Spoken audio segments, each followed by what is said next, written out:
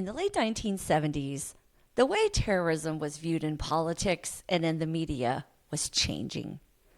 Before then, it was largely seen as a regional problem, especially since countries such as the United States didn't see it as much or didn't acknowledge it as a state sponsored issue. The way Benjamin Netanyahu talked about it, though, started to change the way the West in particular looked at it. Netanyahu was a well spoken, articulate, and obviously intelligent Israeli with flawless English, and he took advantage of this by appearing on many Western media outlets, including Nightline on ABC, which was a well-known show for foreign policy discussion, CBS, NBC, and he was often covered by major newspaper outlets such as the New York Times, the Washington Post, and the Wall Street Journal. I even found an interview with him and Pat Robertson on the 700 Club, where Netanyahu appealed to a conservative Christian audience. I am Doris Smith. This is the Journalism of Everything.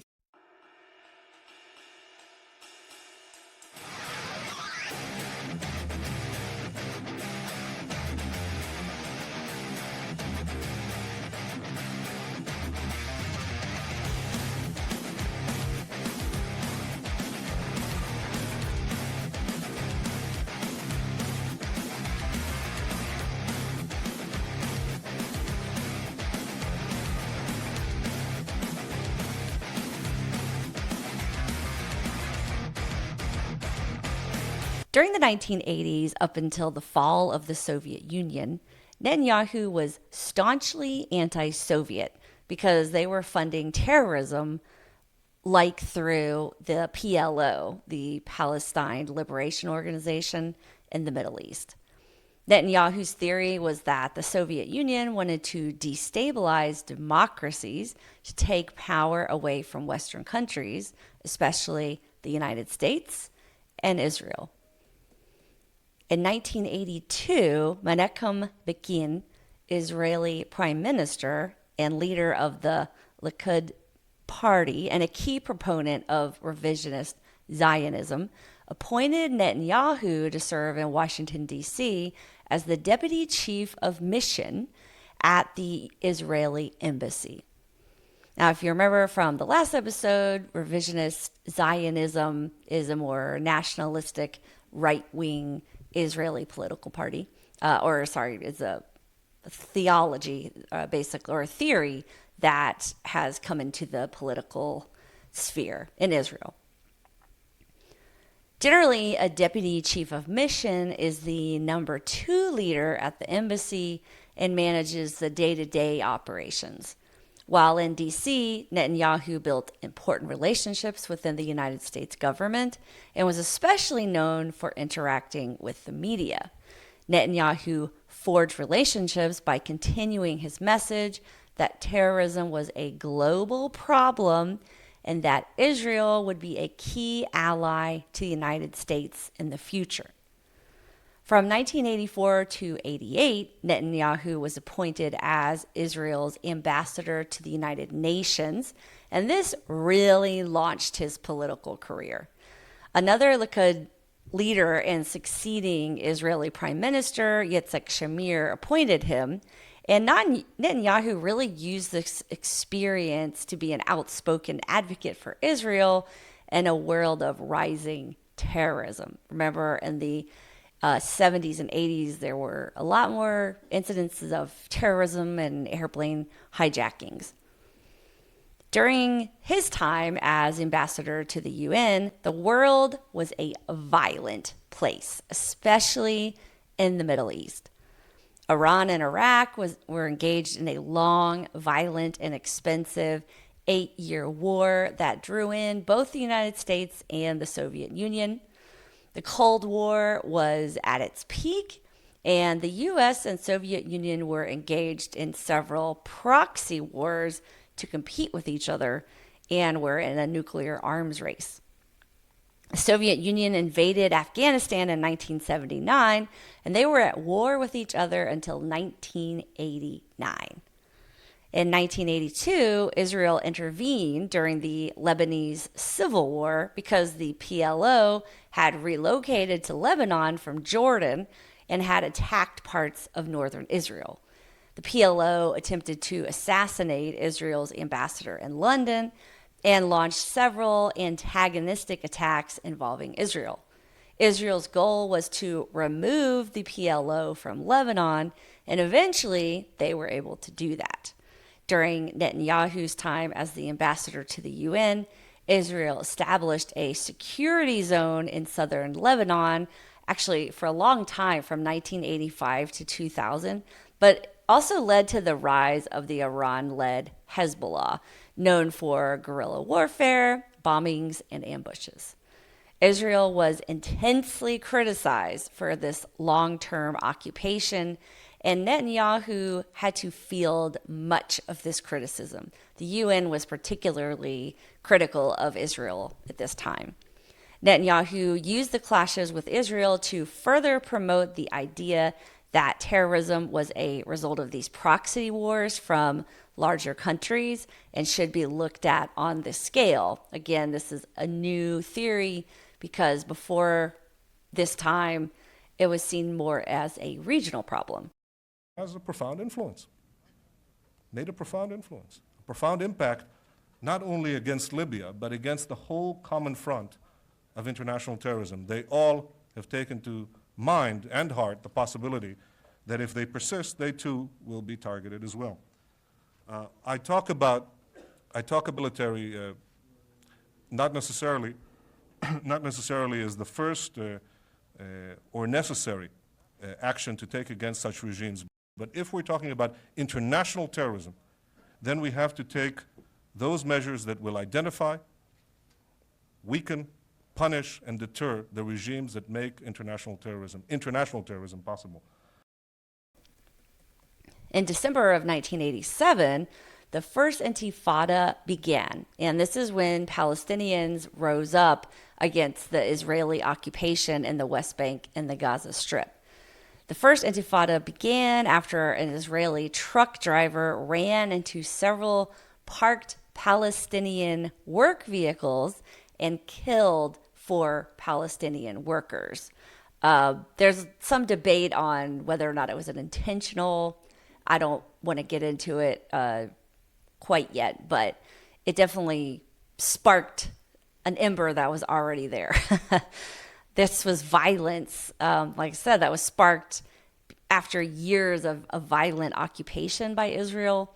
Israel was largely criticized during this time for its violent reactions to civilian disobedience and protests. Benjamin Netanyahu served as Israeli ambassador to the UN during a violent time in the Middle East, and Israel was highly criticized on a global stage. He constantly defended the actions of Israel by framing it as a threat to the rest of the world. Terrorism affects us all. Once finished with his term as the Israeli ambassador to the UN in 1988, Benjamin Netanyahu returned to Israel and went into Israeli politics. He joined the Likud party and was elected to Israel's parliament called Knesset in 1988. The Likud party is Israel's dominant right-wing movement, and it is very nationalistic in its approach to Israeli security, its homeland, and its national identity. The Likud party is revisionist Zionism in its political form. Just as Netanyahu has always preached, the Likud party is about having a strong military, preemptive stance on terrorism, and skeptical about making concessions. Historically, revisionist Zionists look at historical precedent to see that when Jews concede, they usually lose out.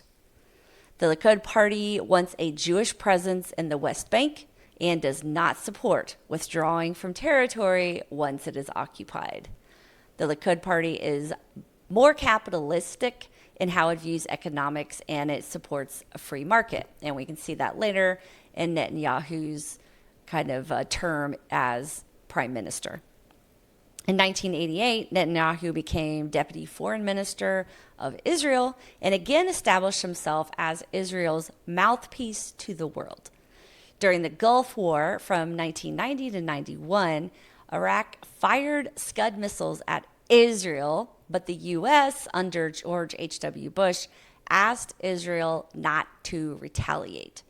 Netanyahu had to explain to U.S. audiences and to the international media that, yes, Israel had the right to defend itself, but was acting strategically to preserve its alliance with the U.S. It might be surprising that Israel did not retaliate against Iraq, but at the time, the United States had very, very fragile alliances with Arab states such as Saudi Arabia, Egypt, and Syria. And this was quite an unprecedented move since never before had Arab countries joined the U.S. against another predominantly Arab country like Iraq.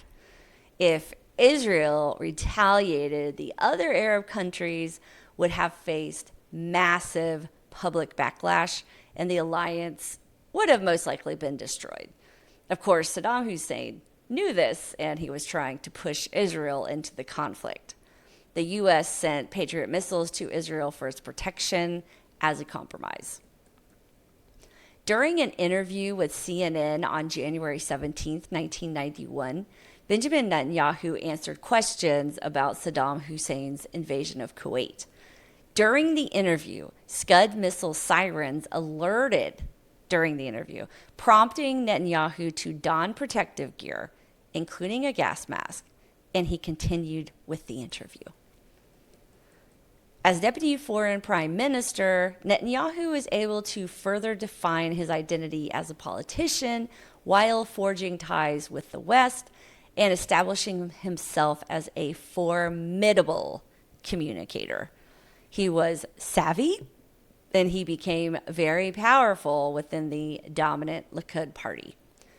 Due to his early success as a politician and a good relationship with the West, including with the Western media, Benjamin Netanyahu became the leader of the Likud party in 1993. By 1996, Benjamin Netanyahu became one of the youngest prime ministers of Israel at age 46. Defeating Shimon Peres. The election between Peres, a peace-forward Labor Party incumbent, and Netanyahu, a security-forward Likud Party candidate, was consequential for a few reasons. First, this was the first election in which Israelis could cast ballots directly for prime minister. It's basically the popular vote for prime minister.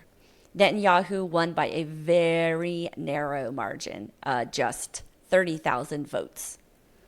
What makes the 1996 election so important isn't just that Benjamin Netanyahu won or that he won just by 30,000 votes. It's that this moment represents a turning point in how a country, and really much of the Western world, understood security, terrorism, and peace. For years, Netanyahu had been shaping a narrative that terrorism wasn't just a regional issue, but a global one, something that required strength, skepticism, and constant vigilance. And by 1996, enough as Israelis believed that message. Because while Shimon Peres was offering a vision of peace through negotiation, Netanyahu was offering something more immediate, certainty in an uncertain time. And when people feel unsafe, they don't always choose hope. They choose control. They choose security. They choose the person who tells them that they can survive. That's what this election was really about. Not just left versus right, not just peace versus security, but a deeper question that still exists today. What are people willing to risk for peace, and what are they not? Because in 1996, the answer by just 30,000 votes was not that much. And that answer didn't just decide an election, it reshaped the trajectory of Israeli politics and arguably the future of the Middle East. On the next episode, I'll go into Benjamin Netanyahu's long time as Israeli prime minister, what has happened, how he has acted on the global stage, and how his term has been defined. This is the journalism of everything.